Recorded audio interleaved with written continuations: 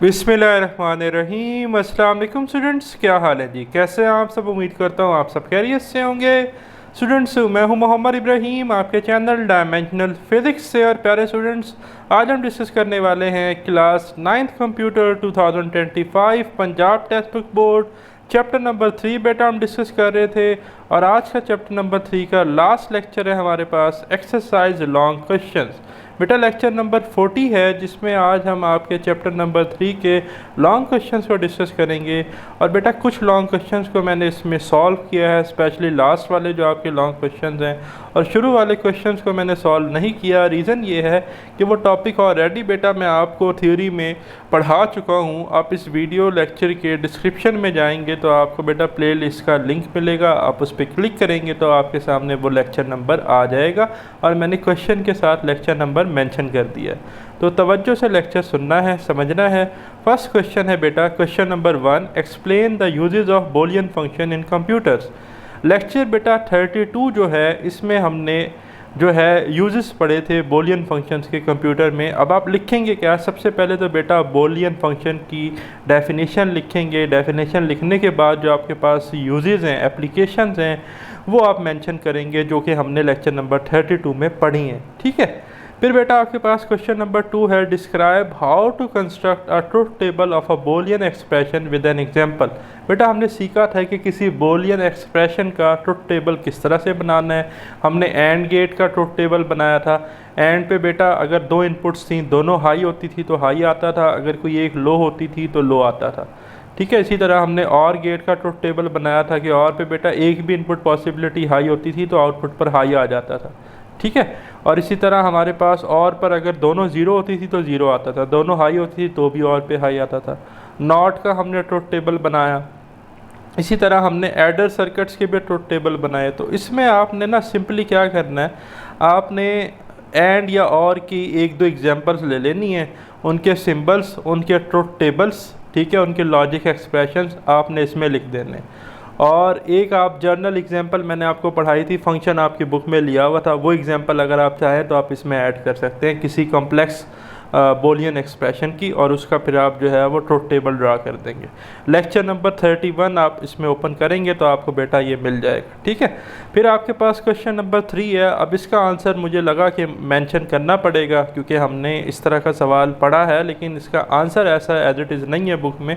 तो क्वेश्चन 3 है, describe the concept of duality in Boolean algebra and provide an example. बेटा duality concept क्या है? सबसे पहले तो बूलियन अलजेब्रा का, बूलियन अलजेब्रा का डुअलिटी कंसेप्ट ये है कि एंड फंक्शन को बेटा और से चेंज कर दें और ज़ीरो को 1 से कर दें। पहले तो इस एग्जांपल को देखें, a plus zero is equal to a। बेटा अगर मैं प्लस को डॉट से चेंज कर दूं और ज़ीरो को 1 से कर दूं तो a dot 1 is equal to a आएगा। अब ओरिजिनल क्या था? a plus zero is equal to a और a dot 1 is equal to a। तो ये दोनों ट्रू हैं और इसे ही हम कहते हैं डुअलिटी इन बूलियन अलजेब्रा। ठीक है। तो आप आंसर में लिखेंगे, duality principle in Boolean algebra, every algebraic expression remains valid if we interchange and with or and zero with 1। ठीक है। क्या करना है बेटा कि अगर हम जो है प्लस की जगह डॉट लगा दें, यानी कि और की जगह एंड लगा दें और ज़ीरो की जगह 1 लगा दें, तो वो हमारे पास जो है बूलियन अलजेब्रा की डुअलिटी कहलाती है। अब एग्जांपल के तौर पर a plus zero is equal to a। अगर a इनपुट बेटा ज़ीरो है तो ज़ीरो प्लस ज़ीरो और में ज़ीरो आता है। अगर a इनपुट 1 है तो 1 प्लस ज़ीरो और में 1 आता है। अब हमने प्लस की जगह डॉट लगा दिया, ज़ीरो की जगह 1। अब ये बन गया एंड गेट। तो एंड गेट में 0 डॉट 1 आंसर आता है 0। तो a 0 था, 0 ही आ रहा है। a 1 करें तो 1 डॉट 1 1 आता है, तो ये सेटिस्फाई हो रही है। तो इससे हम कहते हैं डुअलिटी इन बूलियन अलजेब्रा। ठीक हो गया। एज इट इज़ आपने लिख देना है पेपर में। फिर क्वेश्चन नंबर 4 है, compare and construct half aiders and full aiders. अब भाई लेक्चर नंबर 36 में बेटा मैंने आपको एडर्स के ट्रुथ टेबल्स, इनके बूलियन एक्सप्रेशन, इनकी सर्किट डायग्राम, सारी चीज़ें डिटेल में समझाएं। पूरा lecture number 36 as it is आपने क्वेश्चन नंबर 4 में लिख देना है, पूरा एज इट इज़। देखिए इसमें लिखा है ना, including truth tables, Boolean expressions and circuit diagrams. तो हमने हाफ एडर फुल एडर के बूलियन एक्सप्रेशंस भी पढ़े, ट्रुथ टेबल भी पढ़ा और सर्किट डायग्राम्स को भी हमने देखा। तो आप लेक्चर नंबर 36 जो है वो इसमें एज इट इज़ मेंशन कर देंगे। फिर है जी how do Karnaugh map simplify Boolean expressions, provide a detail example. भाई लेक्चर नंबर 13 में बेटा मॉरिक कार्नफ जो हैं उन्होंने के मैप दिया जो कि ग्राफिकल रिप्रेजेंटेशन थी एक कॉम्प्लेक्स अलजब्रिक बूलियन एक्सप्रेशन की, जिसको सिंप्लीफाई किया जाता था, ग्राफ की शक्ल में ग्रुपिंग होती थी। तो लेक्चर नंबर 37 में मैंने बड़ी तफसील से बेटा के मैप को जो है वो एक्सप्लेन किया है। अब आपने करना ये है, इसी वीडियो की प्लेलिस्ट में जाएंगे। कैसे भाई, इसकी डिस्क्रिप्शन ओपन करें जहाँ से कमेंट करते हैं, डिस्क्रिप्शन में बेटा आपको लिंक मिल रहा होगा प्लेलिस्ट का, उस पर आप क्लिक करेंगे। जब आप क्लिक करेंगे तो आपको पूरी कंप्यूटर की प्लेलिस्ट सामने आ जाएगी तमाम चैप्टर्स के लेक्चर की। वहाँ से आप लेक्चर नंबर 37 ओपन करेंगे और सुन लेंगे। ये काम मैंने इसलिए ऐसा किया है, एक तो वीडियो की ड्यूरेशन लेंथी ना हो, दूसरा जिस बच्चे को जिस क्वेश्चन में इशू आ रहा है वो उस लेक्चर को जाकर एक दफ़ा सुन ले, उससे कंसर्न कर ले, ठीक है, ताकि आपका काम आसान हो जाए।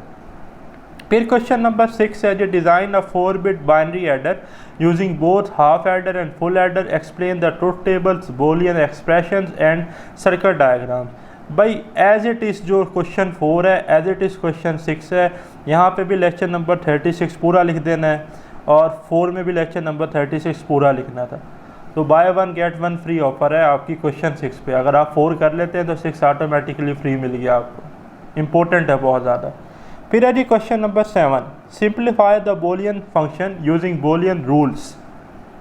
अब एक फंक्शन है बेटा दो इनपुट्स का ए बी का, A dot B plus A dot B bar या कम्प्लीमेंट कहते हैं। हमने इसको सिंप्लीफाई करना है, तो ये एंड नहीं है, ये आंसर है, ए एन एस लिख दें, डी की जगह ऐसा आएगा। तो सोल्यूशन में आप क्या लिखेंगे, सबसे पहले तो फंक्शन लिख लेंगे as it is A dot B plus A dot B complement. अब देखें तो बेटा ए कॉमन आ रहा है दोनों से, ठीक है, तो हम ए कॉमन ले लेंगे तो बन जाएगा बी प्लस बी बार, ठीक है जी। तो ये हमारे पास डिस्ट्रीब्यूटिव प्रॉपर्टी होती है।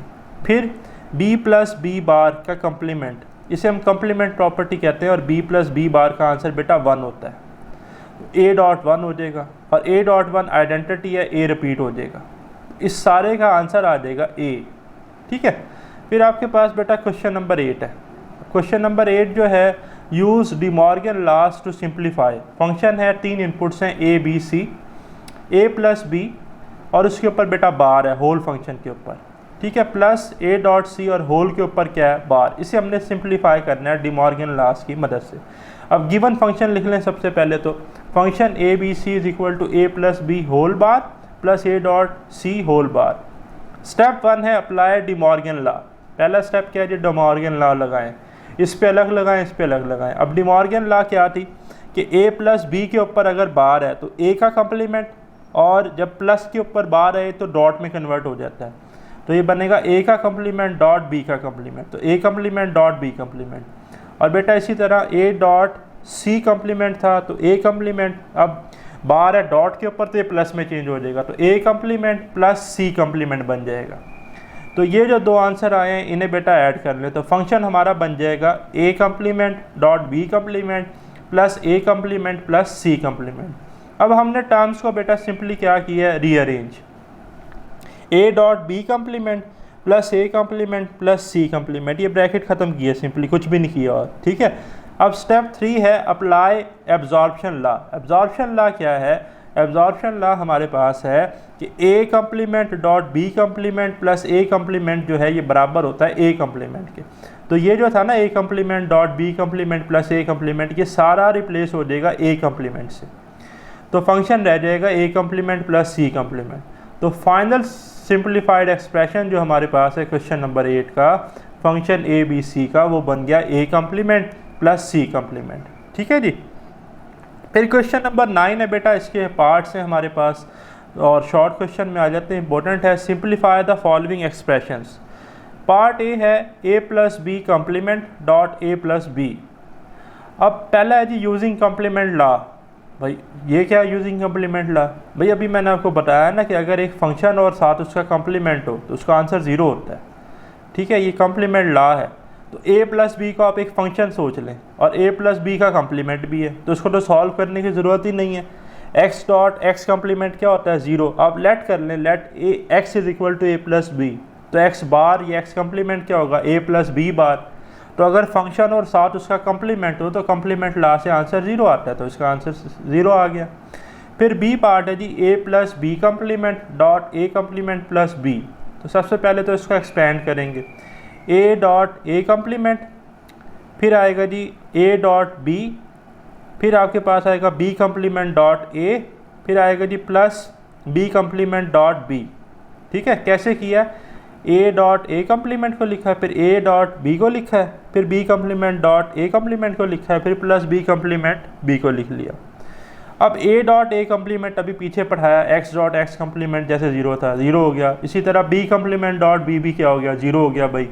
ए डॉट बी रह गया और A complement dot B complement रह गया। तो यही आपका आंसर है, A dot B plus A complement dot B complement.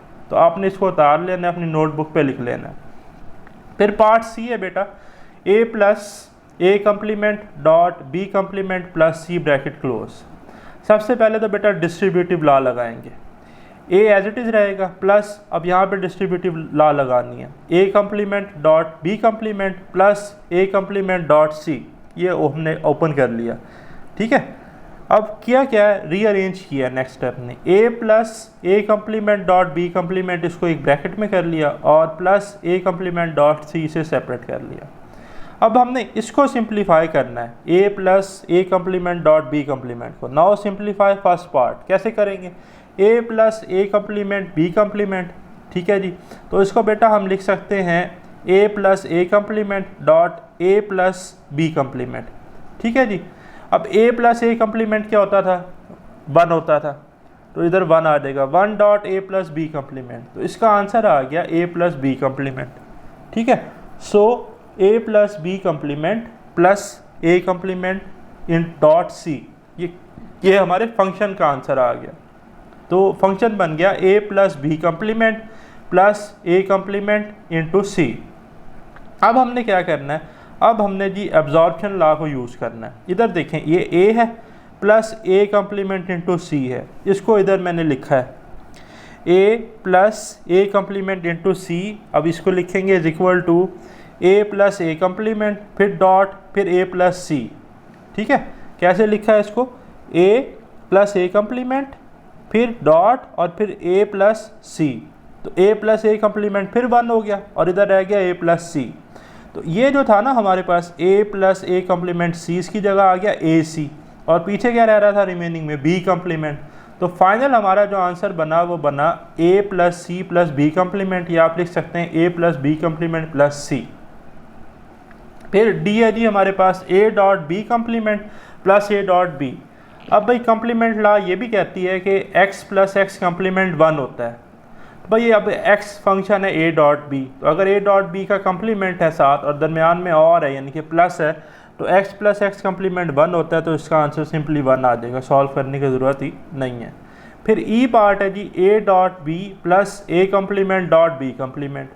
भाई ए डॉट बी तो एज इट इज़ रहेगा, प्लस ये जो हमारे पास है इसको हम डिमॉर्गन लॉ से ही लिख सकते हैं, A complement dot B complement है ना, तो इसको हम लिख सकते हैं A plus B whole complement. कैसे भाई, जब हम इस फॉर्म से इस फॉर्म में जाते हैं तो ए कम्प्लीमेंट और प्लस डॉट में कन्वर्ट हो जाता है साथ बी कम्प्लीमेंट, तो आप सिंपली इसको ऐसे लिख लेंगे। तो ये था प्यारे स्टूडेंट्स हमारा आज का वीडियो लेक्चर। वेरी सून इंशाल्लाह हम डिस्कस करेंगे नेक्स्ट वीडियो लेक्चर को, तब तक के लिए अल्लाह हाफिज़।